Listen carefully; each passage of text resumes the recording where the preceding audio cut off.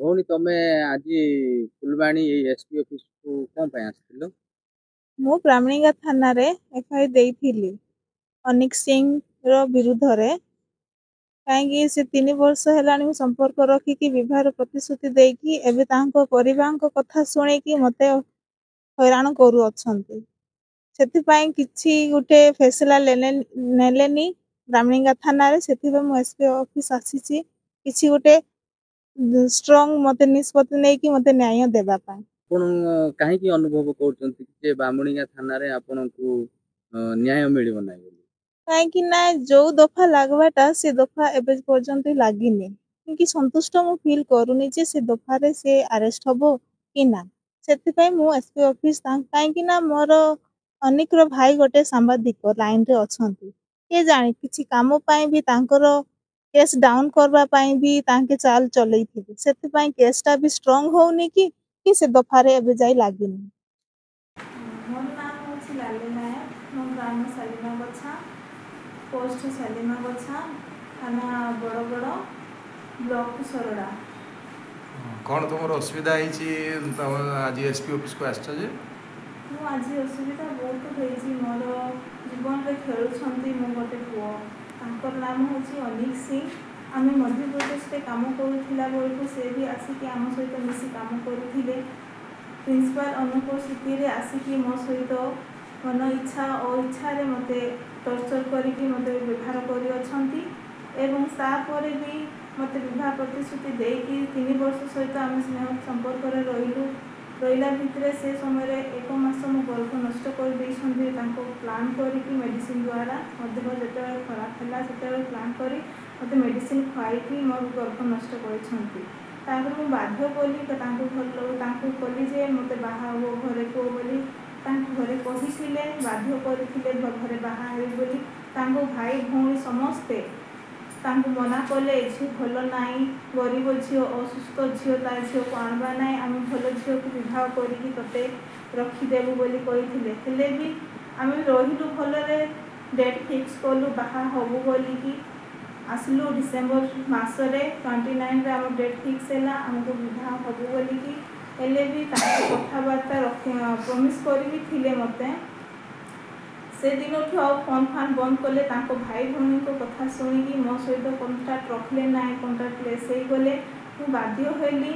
मोर संसार बंचाइवाई मो विवाह तांको करबी बोलिकी तांको गाँ को मु गली तांको घर को गली जनवरी 6 तारीख रे एवं तांको भाई भाउज समस्ते थिले भौणी थिले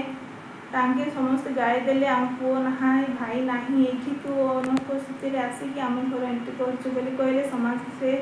सेथिबाई मु समाज लोक को धरिली गाँ भद्र मान को 7 तारीख रे आउ थरे मीटिंग हैला पोरे मोर देवसुर अशोक सिंह तांको बड़ भाई लिखित आकार रे देले जनवरी 13 तारीख दिन विवाह हबो और विवाह करिके आनिबु बोली तांके कथा देथिले किंतु आउ थरे 12 तारीख रे खबर आसिला जे आमी से झियो को आ ग्रहण करिबोनी कि विवाह करिके आनिबुनी बोली तांके खबर पठेले तांको ग्राम समाज कमिटी द्वारा आमे आउ थरे 13 तारीख दिन जाइकी ब्राह्मणीगा चर्च रे मीटिंग हेइथिला तांके मो स्त्री ऊपर ग्रहण करथिले बहु ऊपर ग्रहण करिकी मते डायरेक्ट तांके बालीगुड़ा नहीं कि 3 मास रखले आ तांके मते रखिकी तांके गले मध्य प्रदेश आउ थरे काम करिबा पय स्कूल रे किंतु तांके आ आसिले नाही 3 मास जाय मते फोन रे तांके कहले जे मु रखिबिनी ओळी जा बोली मते इंती कथा फोन माध्यम रे गाली देइथिले एवं से डर थाए कि मु आउ थरे से ग्राम को आसिली ब्राह्मणीगा तांको घर को किंतु तांको भाई अशोक सिंह तांको भाउज गोलापी सिंह तांके मते घर एंट्री कर देले नै काहे कि तांको भाई नथिले बोली मते तांको घर को प्रवेश कले ना तांके 3 दिन जाक फेराड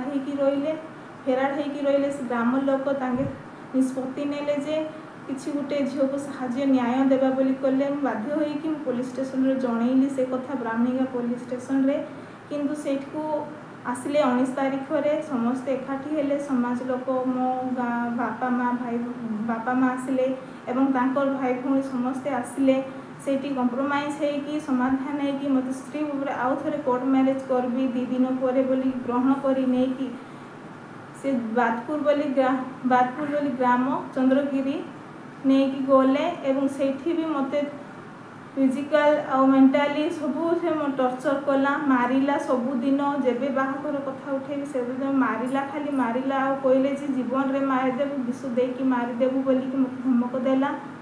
ସେ ଡର ଥାଇକି ମୁଁ ସପ୍ତାହଟେ ଭୋକ ଶୋଷରେ ରହିଲି ସେମିତି।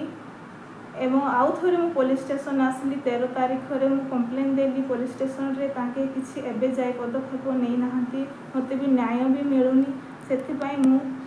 ଏଠିକୁ ଆସିଛି SP ଅଫିସ୍। दर्शक बंधु केबे मिलिबो नारी को न्याय एवं नारी निर्यातन केबे हेबो बंद।